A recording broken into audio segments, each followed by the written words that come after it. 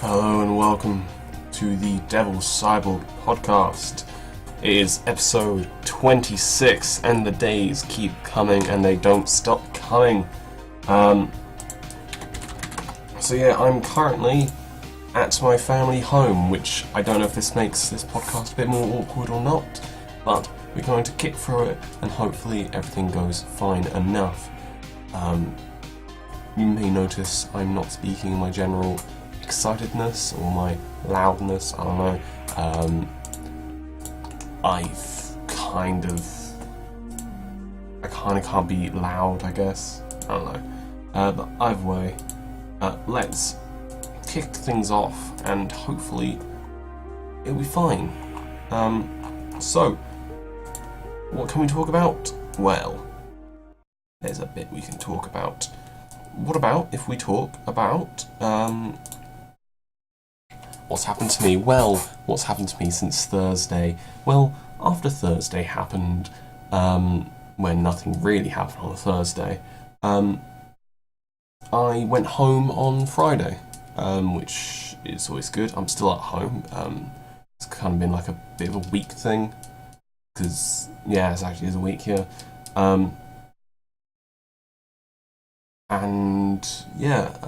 I went home, saw my parents, saw my sister on Friday or Saturday? On Saturday, I saw my girlfriend. I stayed around hers for 2 nights. Went out on a kind of a night out thingy with her, which was quite fun. If I could sound any more excited, I tell you. I had a lot of long iced teas. I think I had my first ever hangover in a long time. I say a long time, that long time is my entire life. I've never had a hangover, and that was probably my first one I've ever had. It's all been good. I had a Costa Coffee are doing these things called Frostinos now, which are it's like non-coffee, like little milkshake thingies, and it's really fucking nice. I'd suggest if you ever go to Costa, get a Frostino, because why the fuck not? Other than that, I've been hanging around with my family, chilling in my room, doing some revision, coming up for the exams, because, oh boy, they're coming. This may be my fucking most calm voice I've ever put on for this fucking podcast, Jesus.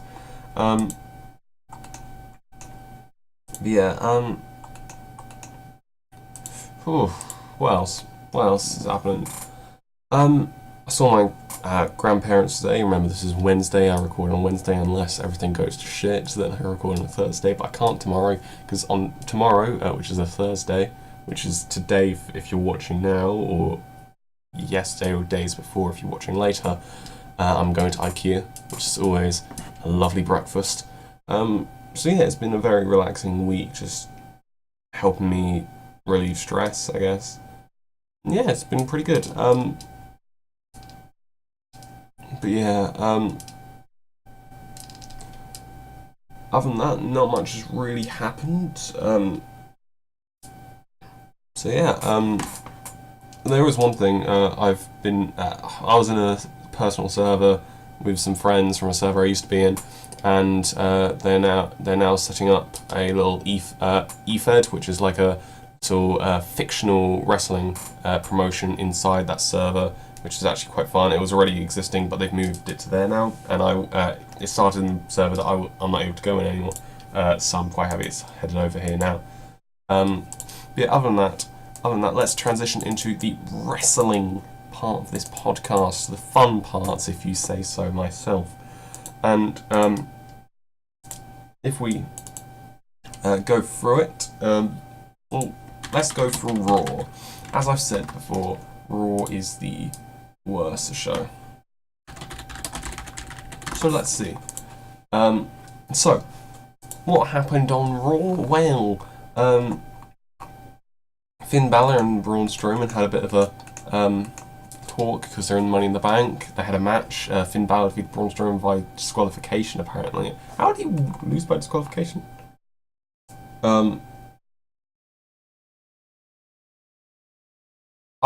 Kevin Owens got involved, that's it, yeah. So Kevin Owens got involved, he was on the commentary desk because he's also in Money in the Bank. let's just put the Money in the Bank people together and make something. Yeah. Jinder Mahal defeated Intercontinental Champion Seth Rollins via disqualification. Seth Rollins hitting Jinder Mahal with a chair.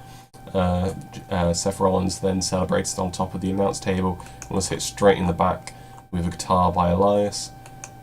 Apparently Elias vs Seth Rollins is the Intercontinental Championship. CrossFit Jesus versus Heavyweight Jesus. Raw Women's Champion Nia Jax tried to manipulate Ronda Rousey. Maybe she did, maybe she didn't, I don't know.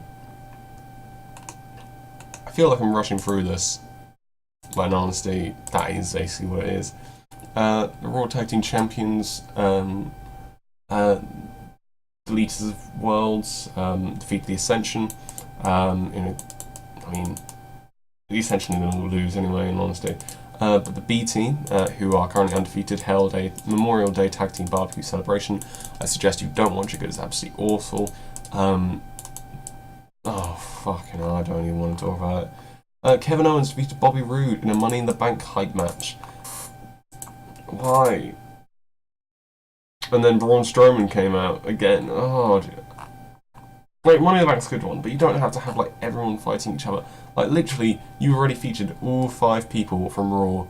No, all 4 people from Raw in 2 different matches, and it's like... And you're not... Sami Zayn offered a public apology for insulting Bobby Lashley's family. Sami Zayn gave, like, kind regards, so it was kind of out of line. However, all that stuff. And then Bobby Lashley basically gave him a handshake. Basically was like, thank you so much for apologising. And then he kind of started to crush Zayn's hand as he shook his hand and said, I apologise for everything that I'm going to do to you at Money in the Bank. So it was maybe the first time they've made Bobby Lashley look intimidating, which is Bobby Lashley's character, intimidating, not I love you and all that. I'm hyped for this match now, but actually no I'm not, because Bobby Lashley is going to win, we know this. But at least Bobby Lashley's turning into a more better character. Drew McIntyre defeated Chad Gable. Chad Gable will just keep getting fucked up, so that's fun. And there was a gauntlet match. Does it say the fucking order? Yes, it does. So Bayley started up against Liv Morgan and pinned her very quickly. Then outlasted Sarah Logan, but then Liv Morgan and Sarah Logan attacked Bayley at the same time, and then Ruby Riott came out, pinned Bayley. Very unfair that the 3 Riott squad comes out one after the other. Very unfair. Ruby then eliminated Dana Brooke, and then rolling up Mickie James, and then Sasha Banks won. Do I think Sasha Banks is overrated? Yes. Do I think Bayley should have won? Yes. Oh, Bayley, you've fallen into the mid-card. Not even the mid-card, just the lower women's division. Oh, boy. Am I going to watch Money in the Bank? Probably. Should I? No. When is it? June 17th? Oh, okay. I'll be able to see that. Yeah. So now let's go to SmackDown Live, the show that I actually don't regret watching part of. Samoa Joe started up talking like, hey, look at me, I'm Samoa Joe, and I'm about to beat Daniel Bryan and win the Money in the Bank because I'm probably the most badass person in the world. I'm going to send Bryan home to his Brie-Bell and Birdie as a broken man full of failure and regret. Daniel came out, okay, look, if you mention my wife or my daughter again, I will kick your face off. And as they were nearly ready to start their match, which was going to be the qualifier match, of course, Big Cass arrived with one crutch under his arm and just basically said, Bryan, fuck you, why would you do this to me? Basically, Paige told Big Cass that it was not going to be Bryan versus Joe tonight, but Samoa Joe versus himself, Big Cass, tonight, since he was cleared for competition. And once he mentioned that he was cleared for competition, swung his crutch at Daniel Bryan, but Bryan ducked and it connected with Joe, and then Bryan assaulted Cass, and then Cass threw him into a fucking ladder. So yeah, it turned into a triple threat match to main event of Samoa Joe versus Danny Bryan versus Big Cass. So everyone was saying, "Oh, Samoa Joe versus Danny Bryan on TV." Ooh, it had Big Cass in it, so still pay-per-view money match. Lovely. Shinsuke Nakamura versus Ty Dillinger. The reason why is Ty Dillinger likes number 10 and Shinsuke Nakamura's got a last man standing matchup. Oh, yeah, basically Dillinger fought very well, kept up to speed with the main eventer, which does well for him. But yeah, it was a very fucking nice final Kinshasa.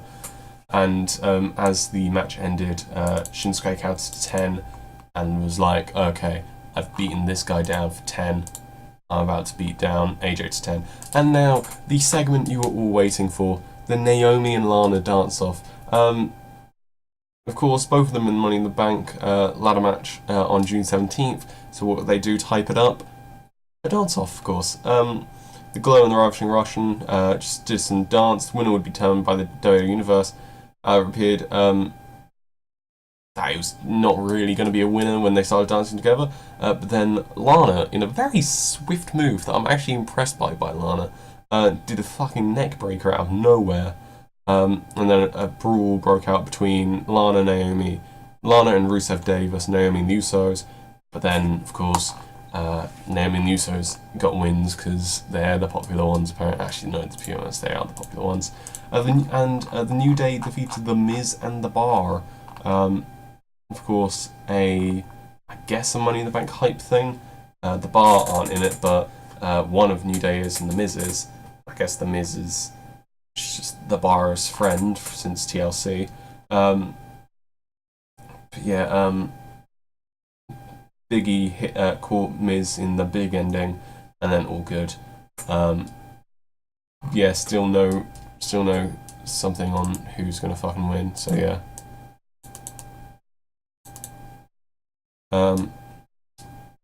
Asuka versus Mandy Rose.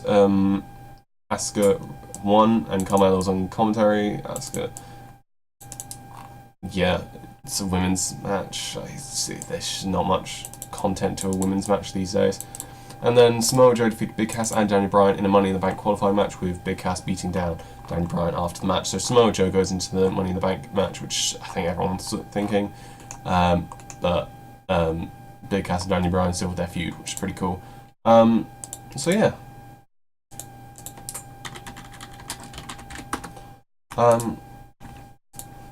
So yeah, that's all of wrestling that's really been happening.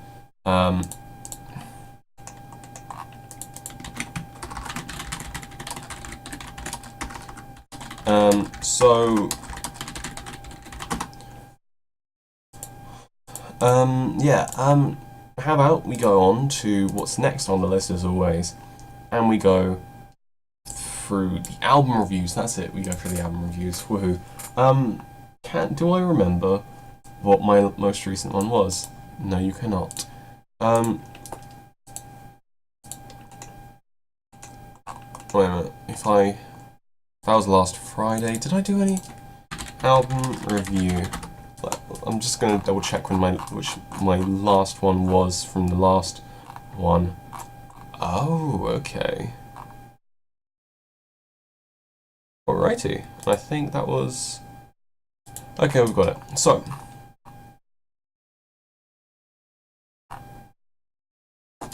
here's the album reviews. I don't know how many... Actually, no, I can check right now, can't I?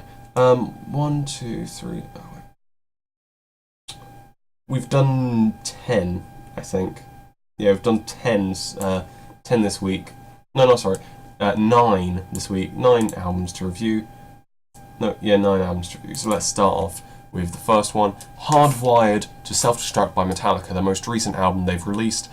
The last Metallica album I had was the self-titled one, or the Black Album as some people call it. I give that an 8. Honestly, I might give it 9 these days, I'm not sure. But it wasn't... the newest one wasn't as good. It is a good solid album, and it's by no means poor. It's just, it didn't click. It wasn't as good as the self-titled album. It's basically basically what you'd put as a kind of thing, just like, oh, it's there. It was basically just a filler album, I guess you could say. So yeah, I gave that a 7. Next up, Fruit by Marina the Diamonds. Fruit spelled in all caps, F-R-O-O-T. Marina the Diamonds is a great artist. You may not know Marina and the Diamonds is one person. Very odd. I was happy to listen to new shit, and it was pretty good. At first, I was kind of put off by the album because lack of name value, I guess. I hadn't heard any songs from Fruit.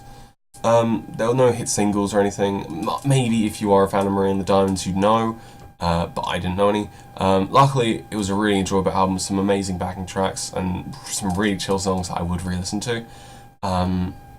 Marina and the Diamonds is really talented, and I would suggest you check out this album and more of her stuff, especially her earlier stuff. And I gave that a 9, so we've hit a high point here. Next up, Saturations 3 by Brockhampton. Yeah, we've hit Brockhampton town. First time I never listened to Brockhampton before listening to Saturation 3. And it was a really great album. Straight from the get-go, they hit you with their opening song, Boogie, and I'm just like, oh wow, I've been missing out on this. And it's just a really good start to the album, and it does keep up with that moment throughout. There are some songs that I'm a bit unsure of, but after listening to the album, it's a very good album, and I'd most likely listen to it again, and I think you should listen to it as well. I gave that a 9 out of 10. Next up, something I'd never listened to before as well, Love Yourself, Her, by BTS, the K-pop band. The last time I had something recommended by the person who suggested this, it got a 6, so I was a bit like, oh, is this going to be good? I've never listened to K-pop before, unless you count like Gangnam Style and stuff like that, but everyone kind of did. I was thoroughly surprised at how good the album was.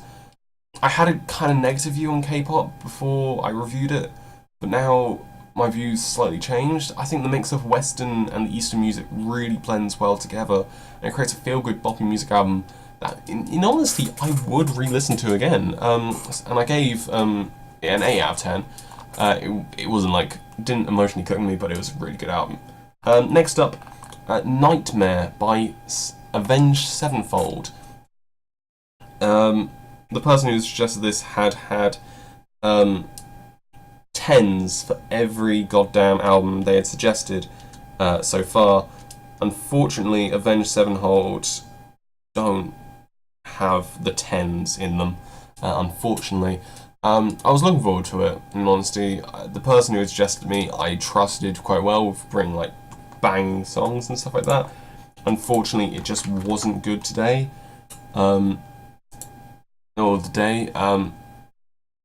It just didn't click for me. It was way too shouty, and some songs were just really not for me. It just didn't click at all.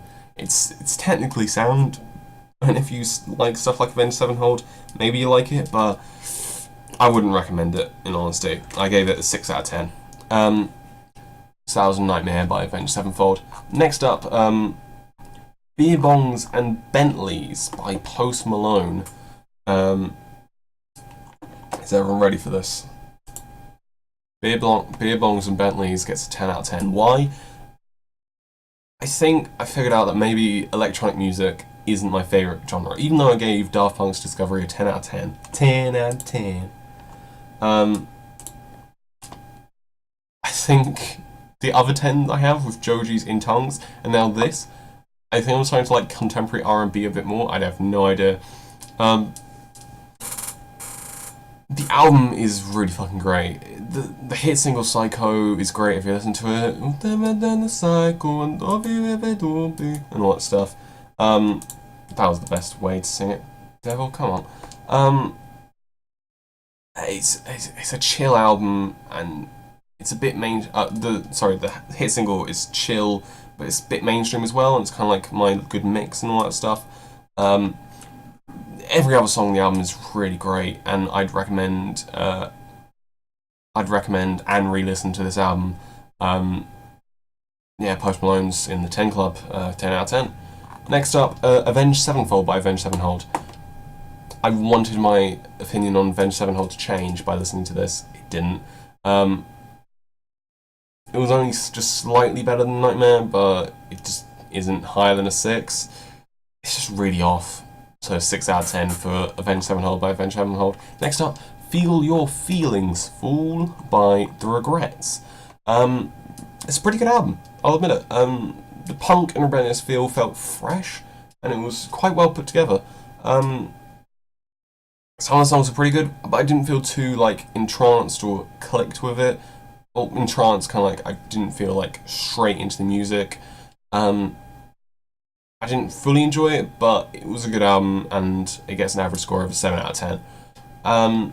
Next up is Peace of Mind by Iron Maiden. It's like the last Iron Maiden album I reviewed. I can't really find much wrong with it. Despite the lack of attachment I do have to it, all the songs are great and sound so much better than some other artists in this in the genre. I'm starting to see where rock got its kind of roots, and I'm enjoying Iron Maiden quite a bit. For the album, Peace of Mind came out in 1983, so for a 1983 album, I think this one very much stood the test of time. It got an 8 out of 10. And finally, the one I most recently reviewed, Fleetwood Mac's Rumours by Fleetwood Mac. I've never listened to this album before, and now I have. I regret it massively. It's a really fucking good album. At first I was quite enjoying it. I was thinking, you know what, I did listen to this on the radio. If this popped up on my radio, I'd be really happy. And then bam, hits with Don't Stop, and not like the Don't Stop, no, that's Can't Stop, never mind. Don't Stop, if you drink, but you don't want to smile, like that. And I just realised, wait a minute, have I listened to Fleetwood? I've heard Fleetwood Mac before. And then there's songs Go Your Own Way. You don't love. No, that's not how it goes. The Chain. You may have heard The Chain. I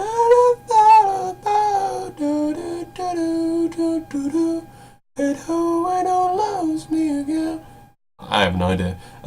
But yeah, I have no idea how this album never came to my eyes before, and it gets an excellent review because the whole album's just really fucking good. It gets 9 out of 10, and that is the end of that's the end of all of that. Oh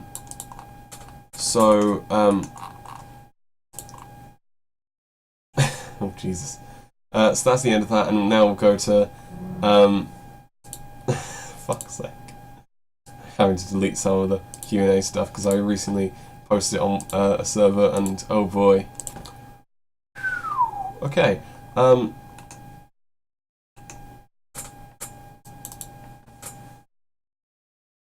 So let's start this fucking hell.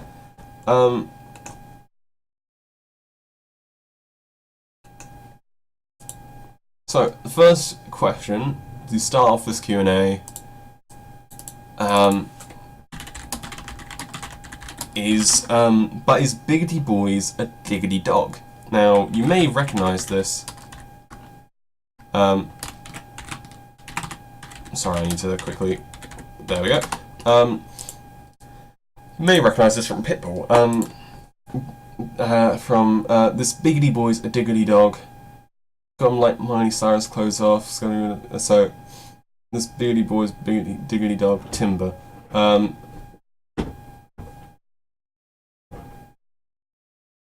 So Biggity Boys are like his male friend of larger nature in comparison to himself, and Diggity Dog is a close comrade that he addresses with the term dog.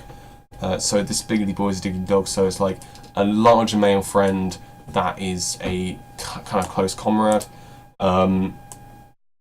This Biggity Boy is a Diggity Dog. I'd say yeah, in honesty. Yeah. What is the best band of all time, and why is it ABBA? In honesty, I can't really dispute that because I do think that ABBA might be probably one of the best bands ever. Like, I wouldn't go out of my way to listen to them. However, I actually know that again, Queen. Yeah, Queen's better, I'm sorry. Is Satoshi Kojima or Hiroyoshi Tenzan the Genetti? Satoshi Kojima is the Michaels of the thing. Tenzan is an absolute Genetti. You may not understand this. If you listen to the Q&A, you may just be here for your own questions, I don't know. But yeah, Kojima is the Michaels, Tenzan's Genetti. Can you help a funny-looking redhead get a woman? Yes. Oh god, I've actually just taken on a massive undertaking, haven't I? Oh boy. Okay. I know who this is, so Fate, you're getting name dropped again. Hi Fate. If you've never heard of Fate before, he is absolutely amazing. I would recommend you find him wherever you can.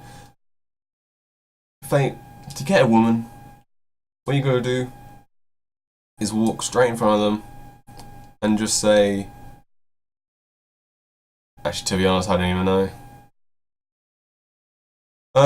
Just make friends with them and make them realise that you're actually a pretty cool dude, in honesty. Don't hit on them, kind of. Just make them realise you're a pretty cool dude and they might like you, I don't know. It's been 2+ years since I've had to try and pick someone up, so... Yeah. Over that, I'll just say Emoji Movie comes out July 16th? July 16th? July 28th? July 28th, that's it. Emoji Movie comes out July 28th. Dead memes. What was the first word you ever said as a baby? Okay, we'll play a little game right now. I'm going to leave around about maybe 5 seconds. In this 5-second pause, you have to kind of guess what my first words was.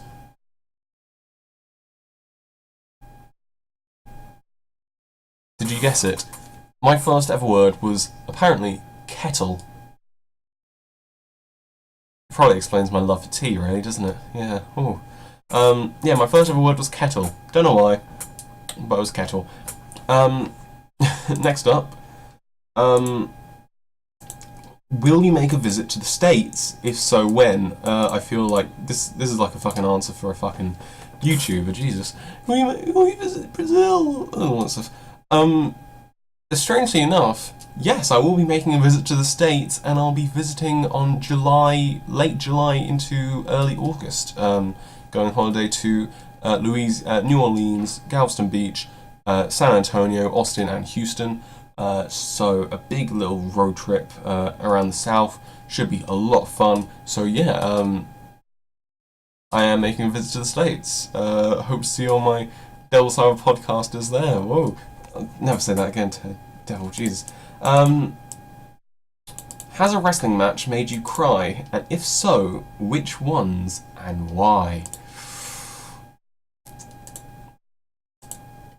Of course, as you know, I've only been to wrestling since 2016.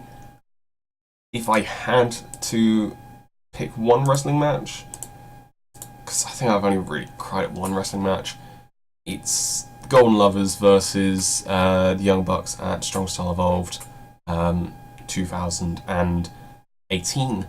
The one that most recently happened. 5-star match. I reviewed it on here before it actually left a tear in my eye. Yeah.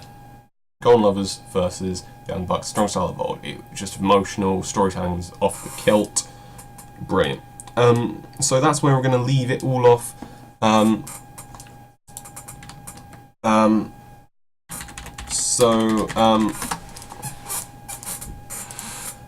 Thank you for listening to the Devil Cyborg Podcast, episode 26. Next time it's 27, and probably nothing special is going to happen. But I do suggest you listen to it because I'll be fucking neck deep in exams. That's going to be a fun fucking episode, isn't it? But anyway, make sure to leave a like, comment on the fucking video, subscribe, and hit that motherfucking like button, motherfucking bell button. And until next time, I shall see you around. Woohoo!